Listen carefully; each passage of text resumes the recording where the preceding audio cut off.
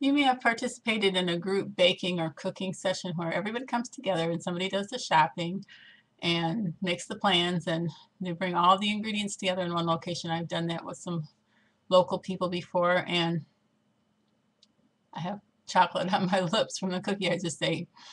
And they made monster cookies before, banana bread, um, lots of different meals to freeze and take home. You can kind of do a modified version of that at home on your own. This is, sadly enough, this is the mixing bowl for my KitchenAid mixer. I like my KitchenAid mixer. I bought it with garage sale money about, 16 years ago. But this will only hold so much. I would really prefer to have the Bosch mixer. I don't know if it's supposed to hold more, but it seems to hold more, and it seems to have a great, magnificent motor. But I know what this one will hold. This one will hold a single batch of my oatmeal chocolate chip cookies. The recipe is for that is in a different video, muffins and cookies and French bread. But it will hold a recipe of cookies that makes about 48 cookies. It has 2 cups of flour, 2 cups of 2 cups of oatmeal, a cup of sugar, a cup of brown sugar, a cup of butter, and 2 eggs, and then the dry ingredients, the other dry ingredients, baking soda, salt. So at any rate, this will only hold 48 cookies, give or take a few. Depends on how big you make the cookies. But what I have done before is made multiple batches of cookies one after another. I do oatmeal scotchy cookies, oatmeal chocolate chip cookies. I take out the, I put in raisins and take out the chocolate chips, put in raisins and add cinnamon for oatmeal raisin cookies, and then go on from there. I am only going to cover this briefly because that's 2 minutes already, but if you can't participate in a group session, which are it's a lot of fun to do those, and you want to do some kind of a session at home, you could either do it with obviously main course meals and like the once a month cooking type.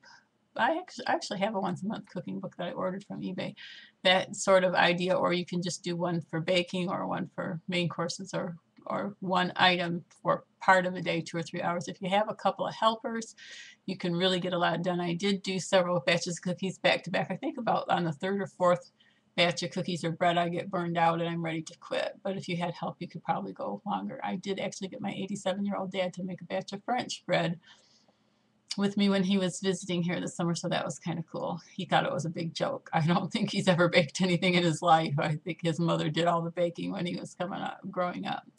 So that is the scoop. If you can't do baking sessions or mixing sessions back to back, do what will work for you. I'm a real proponent of doing the cookie dough and freezing it. It's wonderful for holidays. We did chocolate and mint chip cookies last year that were really good.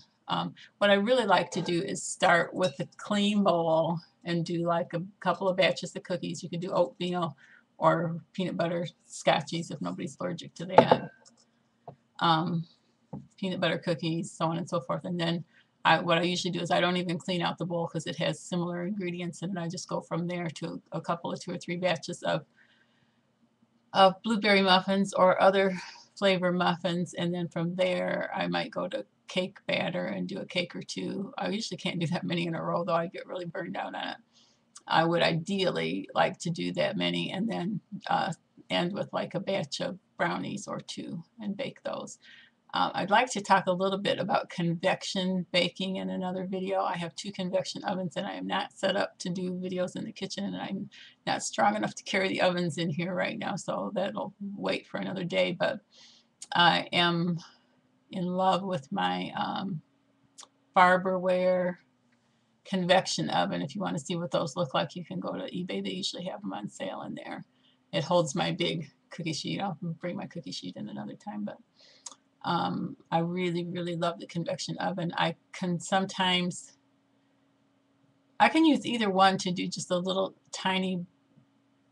What I really like to do is bake 2 or 3 or 4 cookies in the afternoon and just sit down and eat them, and then they're gone and I'm done with them. And it's like a little daily luxury. I used to do it almost every day for a long time. I made warm chocolate chip cookies every afternoon, and I kind of had my fill of those.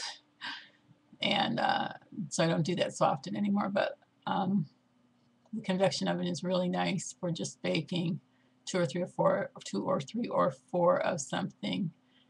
And it's easy to do when you have the frozen cookie dough in hand. And so for months on end, you have cookie dough at your fingertips, which is really nice. And now I'm over 5 minutes, and I will talk about this in another video, but not today.